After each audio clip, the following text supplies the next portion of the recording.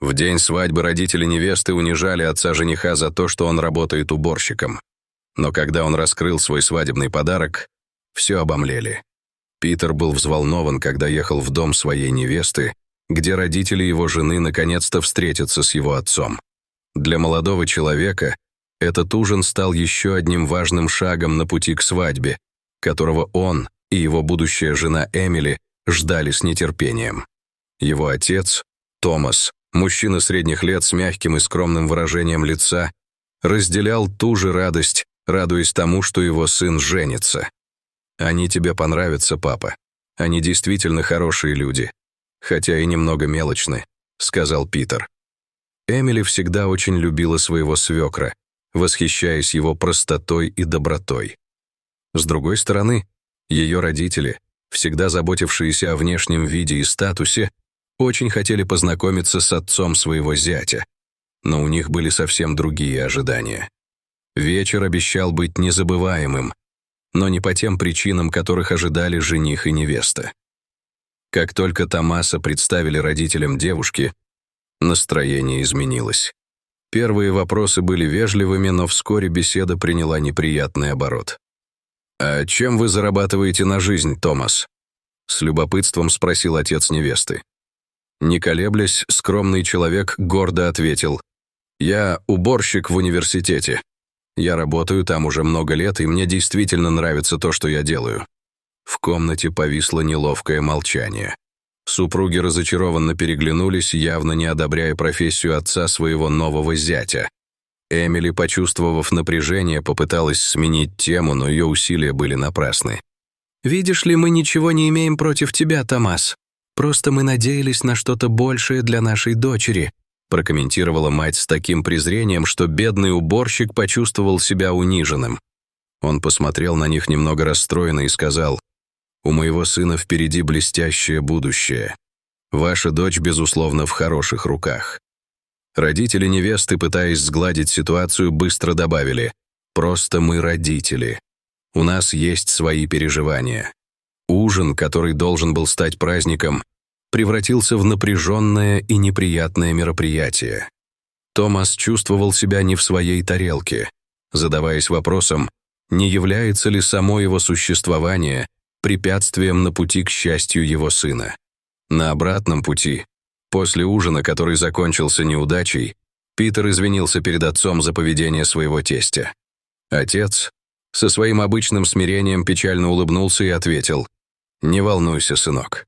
Что действительно важно, так это твоя любовь к Эмили. Ты женишься на ней, а не на ее родителях». Томас всегда был человеком простых принципов.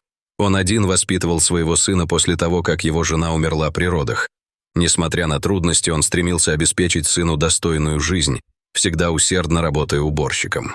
Его мир вращался вокруг Питера, и этот бедный человек делал все, что мог, чтобы у его сына было хотя бы самое необходимое. Благодаря преданности своему делу и поддержке отца, мальчик вырос умным и решительным молодым человеком. Он получил стипендию в известном университете, где познакомился с Эмили, дочерью преуспевающих родителей. Они не были миллионерами, но у них была комфортная жизнь и определенные социальные требования. Эмили была очень скромной, в отличие от своих родителей, и не заботилась о богатстве или лишних вещах. Она просто хотела вечно жить со своим возлюбленным. Когда они, наконец, назначили дату, Томас был в таком же восторге, как и его сын. Однако он и представить себе не мог, что встреча с родителями невесты будет полна грубостей и неприятных комментариев из-за его профессии. Воспоминание о том ужине навсегда запечатлелось в памяти уборщика. Томас не мог забыть выражение презрения на их лицах, когда он рассказывал, в чем заключается его работа.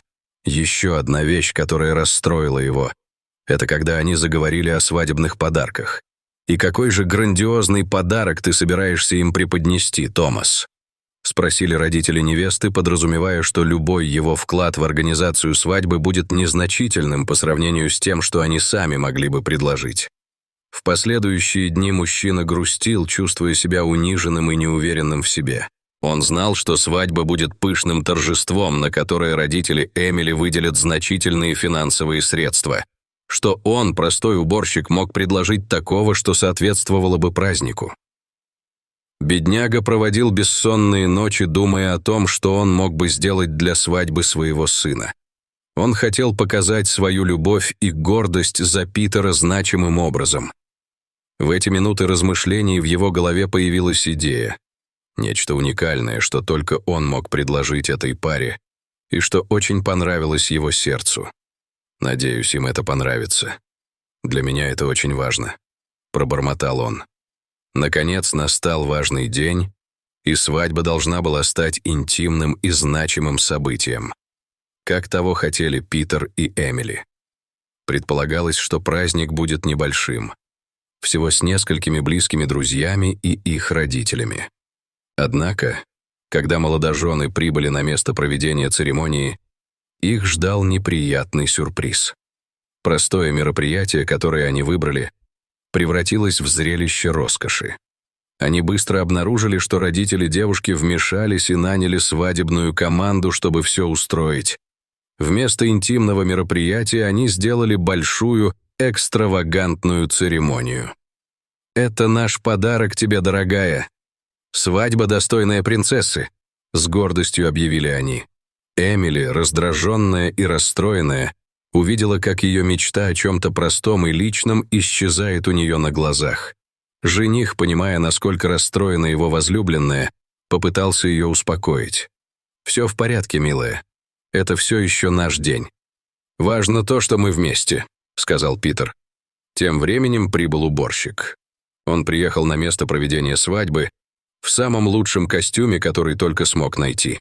Как только мужчина переступил порог этого места, он был очарован красотой, совершенно не подозревая о том, что это дело рук родителей невестки.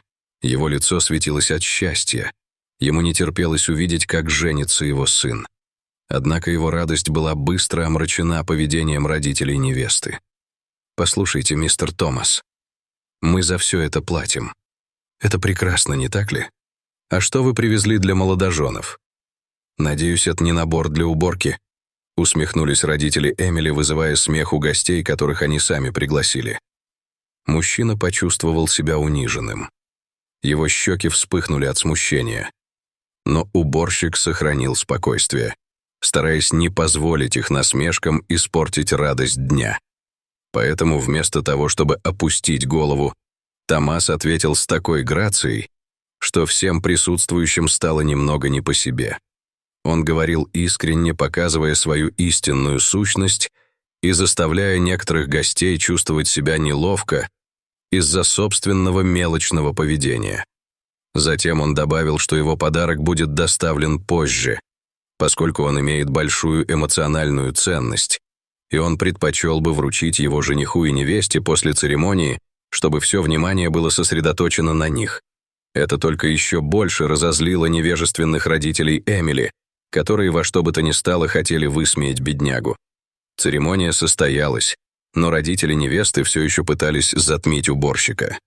Во время произнесения тоста они снова начали дразнить его. «Итак, мистер Томас, где ваш очень ценный подарок для наших детей? Нам любопытно, раз уж вы сказали, что это так важно». Столкнувшись с такой ситуацией, Питер вмешался. «Папа, не волнуйся. Твое присутствие здесь — наш самый большой подарок». Эмили также выразила свою признательность, сказав: «Я люблю вас как отца, Томас. Мы будем очень рады всему, что вы нам подарите. Не обращайте внимания на моих родителей».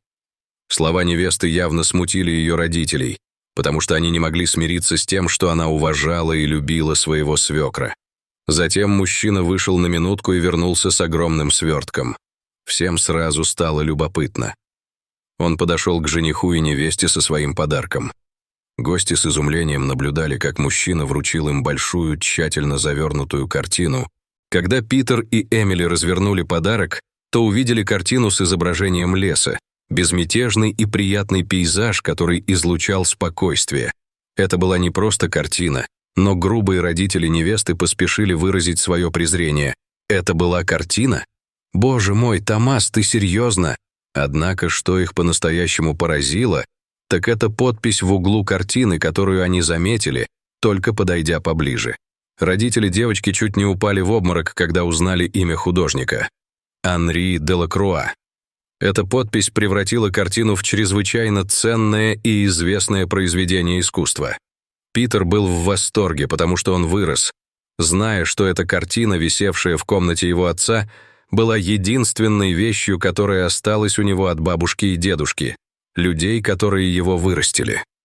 Когда родители Эмили услышали слова Томаса, они быстро подошли к картине с выражением шока и недоверия на лицах.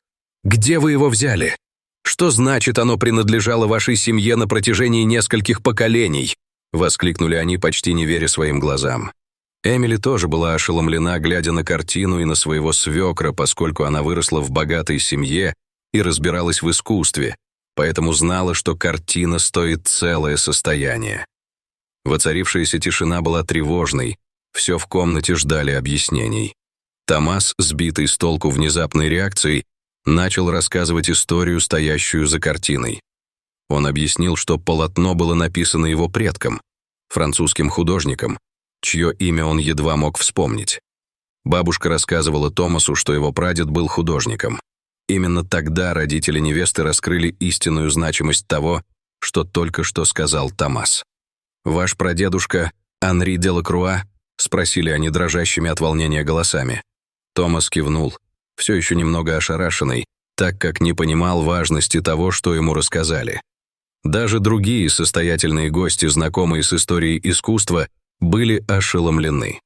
Оказывается, Анри Делакруа был известным художником, чьи работы с годами терялись, становясь чрезвычайно ценными и желанными. Ходили слухи, что наследники Делакруа так и не были найдены, а его утраченные работы считались сокровищами в мире искусства. Родители Эмили, которые всего несколько минут назад высмеивали Томаса, теперь столкнулись с невероятным открытием. Скромный уборщик на самом деле был потомком одного из самых известных художников в истории Франции. Это открытие стало шоком для всех, особенно для них самих, которым было глубоко стыдно за свое предыдущее поведение перед кем-то, кто, вероятно, был гораздо богаче, чем они. Жених и невеста посмотрели друг на друга, разделяя чувство понимания и восхищения Томасом. Родители Эмили попытались взять себя в руки, извинившись перед уборщиком и обращаясь с ним хорошо, понимая, что сейчас они разговаривают с кем-то очень богатым. После удивительного открытия, сделанного на свадьбе, Томас и Питер углубились в изучение своей родословной и обнаружили, что на самом деле они принадлежат к потомкам Анри Делакруа. Это открытие не только подтвердило подлинность картины, но и показало, что на имя его наследников было записано значительное состояние.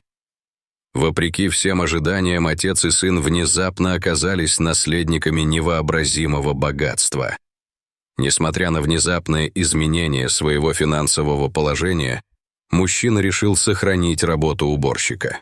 Его решение многих удивило, но для него работа всегда была чем-то большим, чем просто источником дохода. Родители Эмили, с другой стороны, резко изменили свое отношение к уборщику после этого откровения. Они пытались польстить ему, возможно, надеясь на долю наследства или просто стыдясь своего прежнего поведения. Однако Томас держался на расстоянии, обращался с ними вежливо, но не поддавался на их попытки сблизиться. Его внимание было сосредоточено на сыне, невестке и внуках, которые скоро должны были появиться на свет. Со временем уборщик и его невестка сблизились, и их отношения стали почти как у отца и дочери. Томас был рядом, чтобы поддержать ее в каждый важный момент, проявляя ту же любовь и привязанность, которую он всегда проявлял к Питеру. Семья этого простого человека выросла с появлением множества внуков, наполнивших его жизнь радостью и волнением. Он любил проводить с ними время, рассказывая им истории об увлекательной жизни своей семьи и художественном таланте своего предка Анри Делакруа. Каждая история была жизненным уроком, который учил их смирению, трудолюбию и важности сохранения честности, независимо от обстоятельств. Он знал, что, несмотря на все деньги, доставшиеся ему в наследство, настоящим богатством в его жизни были люди, которые любили его и к кому он относился всем сердцем. Уборщик доказал, что величие человека измеряется не его богатством, а размером его сердца и глубиной его характера, потому что смирение и честность — это сокровища, которые нельзя купить ни за какие деньги. Дорогие зрители, а как бы вы поступили на месте Томаса? Поделитесь своими мыслями в комментариях. А если вам понравилось это видео, то ставьте лайк и подписывайтесь на наш канал. До свидания.